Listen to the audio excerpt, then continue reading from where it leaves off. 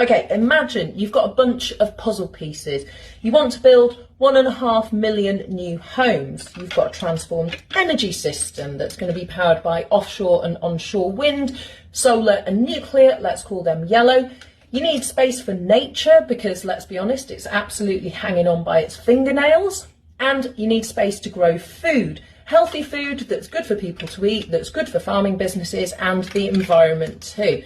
Where are my sheep? Here they are. Okay, so how do you arrange all these puzzle pieces so you get the best outcomes? We've got loads of data about soil, water, habitats, people, infrastructure, but this is a mind blower. In England, so far, no one has ever actually brought that information together to form a strategic spatial plan, aka how to arrange all this stuff so you get the best results.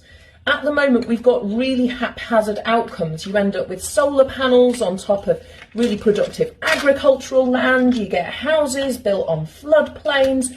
It's pretty much a kind of a free-for-all in some respects. These are not good outcomes. We've got industrial chicken sheds filling up valleys so that the river at the bottom of them is basically dead.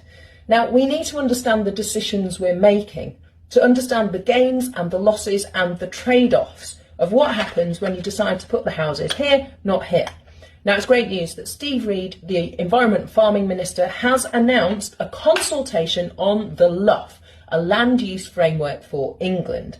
If he gets this framework right, it's going to help farmers, planners, developers and conservation folk make decisions on how to use the finite land that we have to deliver all the good outcomes and to avoid the bad ones.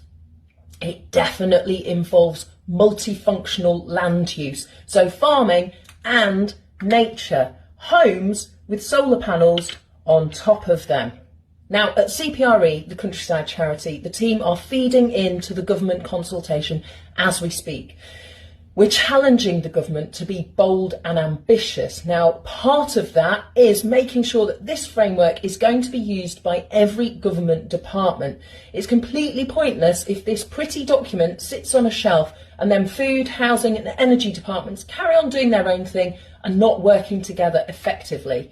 We can't afford to make more mistakes or do damage to the countryside that is avoidable simply because we either didn't realise, because the wrong policies were in place, or because no one was talking to each other.